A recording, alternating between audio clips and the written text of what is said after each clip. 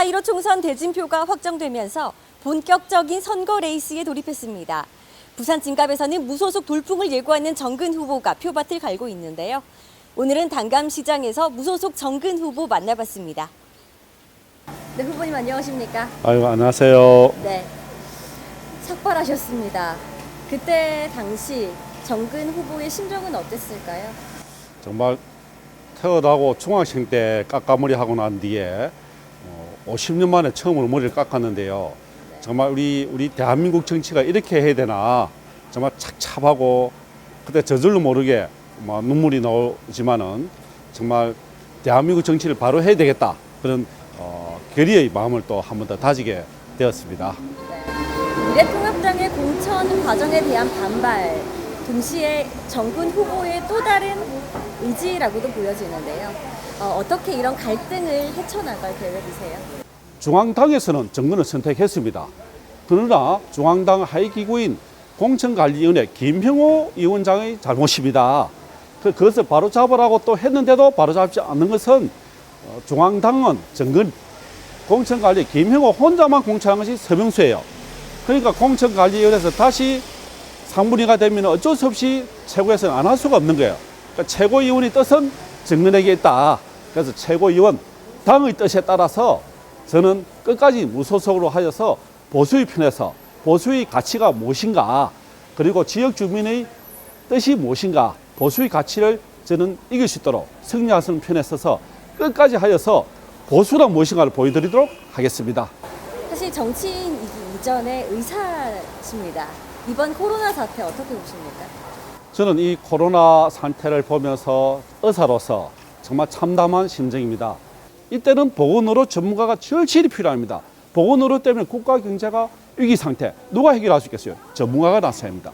보건의료 전문가가 국회에 들어가서 바르게 한다면 충분히 해결할 수 있거든요. 저번에 신종플루 사태, 부산만 학교가 문을 안 닫았어요. 제가 부산 의사 회상할 때인데 신종플루 문 안 닫아도 된다.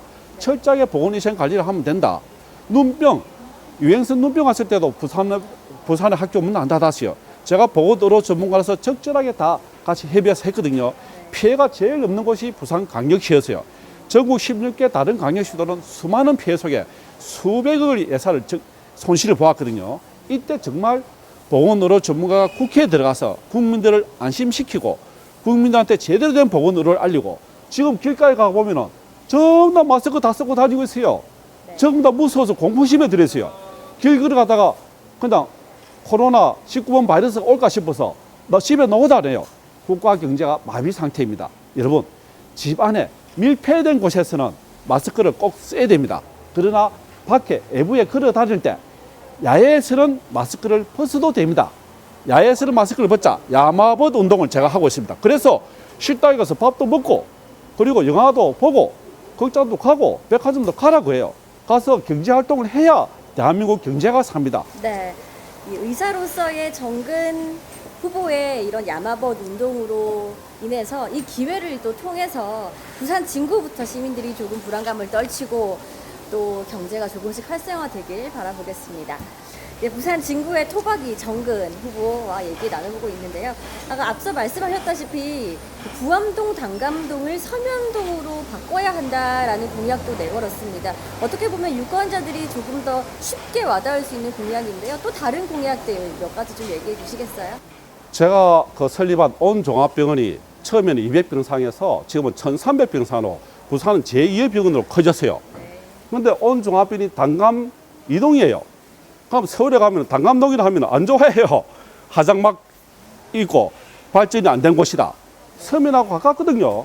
그런데 이 이름 하나 바꾸는 것, 단감동을 서면동 바꾸고 부암동을 서면동으로 바꾸면 이미지가 엄청나게 올라가는 거예요. 이 이미지를 만드는 일들, 이런 일을 왜 아무도 아직까지 못했느냐.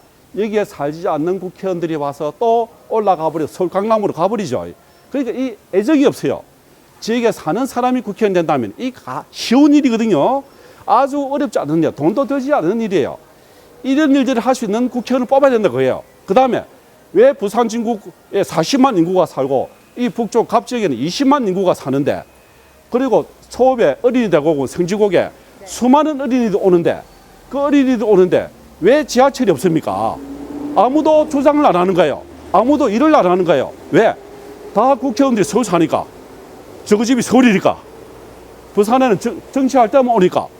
그러니까 서울 가버리니까 지하철을 날지 이런 걸 바꾸지 뭐 할지 아무 관심이 없어요. 국회의원들이. 낙하산 국회의원들 특히 그래요. 이 지역에 지금 국회의원 떨어지고 난데 이 부산 지구에 살고 있는 국회의원 있습니까? 한 명도 없어요. 다 올라가 있어요. 그죠?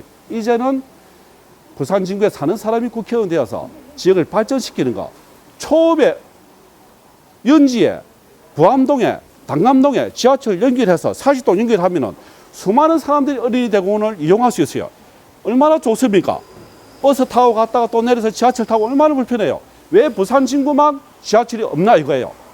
이제는 부산 진구에 사는 정치인, 국회의원을 뽑아서 부산 진구를 평생 살 사람을 뽑아서 이 일을 맡겨보자 그거예요. 그러면은 지하철 놓으면은 한 번으로 가고 얼마나 좋아요. 이 지역이 얼마나 발전하겠습니까? 이것이 저는 정치다 생각합니다. 정치는 뭐냐? 일을 해야 되는 것이다. 국회의원은 자리가 아니고 일하는 자리다. 네, 후보님 오늘 말씀 감사합니다. 네, 고맙습니다. 고맙습니다. 네, 지금까지 부산진과 무소속 정근 후보 만나서 이야기 나눠봤습니다. 이번에는 부산지구 주민 여러분, 3전 4기 3번 떨어지고 4번째 나온 정근을 한번 선택해 보십시오. 절대 실망 안 시켜드리겠습니다. 그리고 부산진구가 확실히 바뀌는 걸 제가 한번 보여드릴게요.